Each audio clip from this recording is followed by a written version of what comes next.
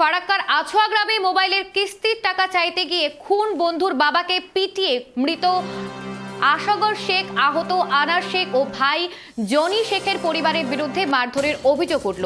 এই মুহূর্তে আমাদের সঙ্গে টেলিফোন লাইনে রয়েছে সাগর। এই মুহূর্তের পরিস্থিতি কি রয়েছে?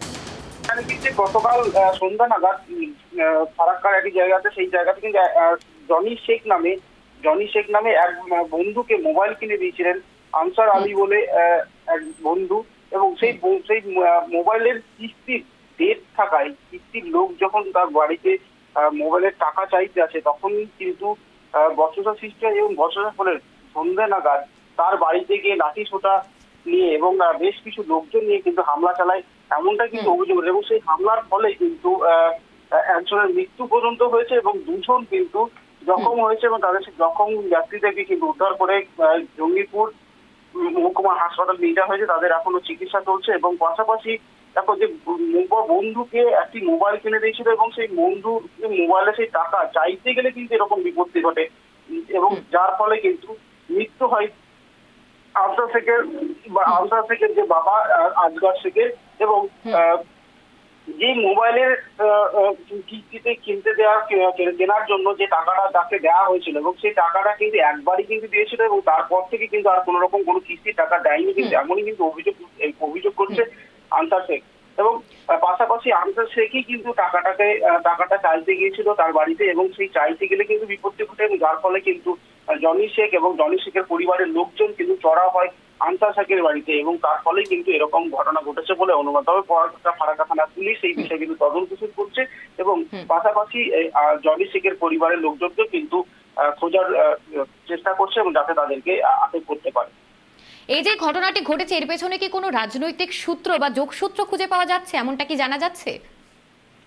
দেখো, রাজনৈতিক কোনো সূত্র এখনো পর্যন্ত চোখে পড়েনি, তবে দুই বন্ধু কিন্তু খুব ঘনিষ্ঠ বন্ধু ছিল এবং সেই ঘনিষ্ঠ বন্ধু থাকার কারণে কিন্তু একে অপরকে বিশ্বাসের জায়গাটা রেখে কিন্তু তার নিজের নামে আনসার শেখ তার নিজের নামে কিন্তু কিস্তি তৈরি করে তার বন্ধু জনি শেখকে কিন্তু মোবাইলটি কিনে দিয়েছিল এবং সেই মোবাইলের টাকা একবার পরিশোধ করার পরেও কিন্তু যখন পরবর্তীকালে যখন আবার কিস্তি ডেট আসে সেই কিস্তির টাকা কিন্তু দিতে চান না, এবং যার ফলে কিন্তু এই কিস্তির টাকা যখন কিস্তির লোকজন যখন আনসার শেখের বাড়িতে আসে এবং তাকে যখন উল্টোপাল্টা কথা বলে যায়, সেই রাগে কিন্তু জনি শেখকে বলতে যায় যে সেই টাকা কবে পরিশোধ করবে, যার ফলে কিন্তু এরকম ঘটনা সৃষ্টি হয়, এমনটাই কিন্তু প্রাথমিক সূত্রে জানতে পারা যাচ্ছে।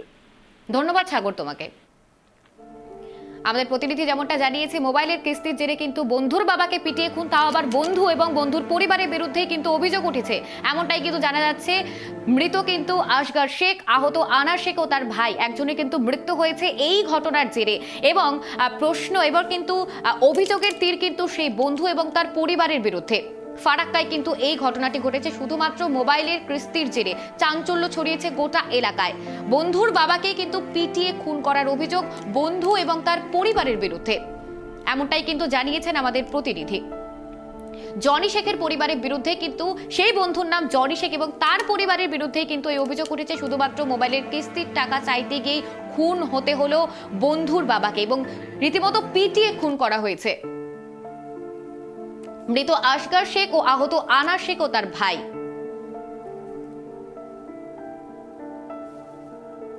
কিনে দিয়েছিল আমার কাকার ছেলে ফাইন্যান্সে, তারপরে মোবাইলটা ওনারা বেঁচে দেখ তবুও হারিয়ে যাক তবুও দিয়ে বলছে কিস্তিওয়ালা আসছে, বলছে কিস্তি দিব না বলে ওই বিরোধী পার্টি যাদেরকে মোবাইলটা আমার কাকার ছেলে কিনে দিয়েছে দিয়ে তারপরে আমাদের পাশেই বাড়ির পাশে ওনার বাড়ি দিয়ে এবারকার ওনারকে মোবাইল কিনে দেওয়ার পরে কিস্তি যখন ওরা দেয় না, ফাইন্যান্সওয়ালা আসে আমার কাকার ছেলে ডকুমেন্টসে মোবাইল কিনে দিয়েছে বলে আমার কাকার ছেলেকে বারবার টর্চার করে যে কিস্তি দাও। আজকে ঘটনাটা, আজকেও কিস্তিওয়ালা এসছিল, আসার পরে আমার কাকা গেছিল ওদের বাড়ি ডাকতে ওদেরকে কি কিস্তিওয়ালা এসেছে কি কথা বলবি বলে আয় ওদের সঙ্গে। তারপরে ওরা এলো, এসে কিস্তিওয়ালাকে গালাগালি দিয়েছে আর কিছু দিয়েছে, কিস্তি দিব না, মোবাইল হারিয়ে গেছে, হ্যান হয়েছে ত্যান হয়েছে। তারপরে ওরা কিন্তু পালিয়ে গেল, বাড়ি চলে যাওয়ার পরে আমার কাকাকে বললো যে ঠিক আছে কিস্তি তোরাই ডাকছিস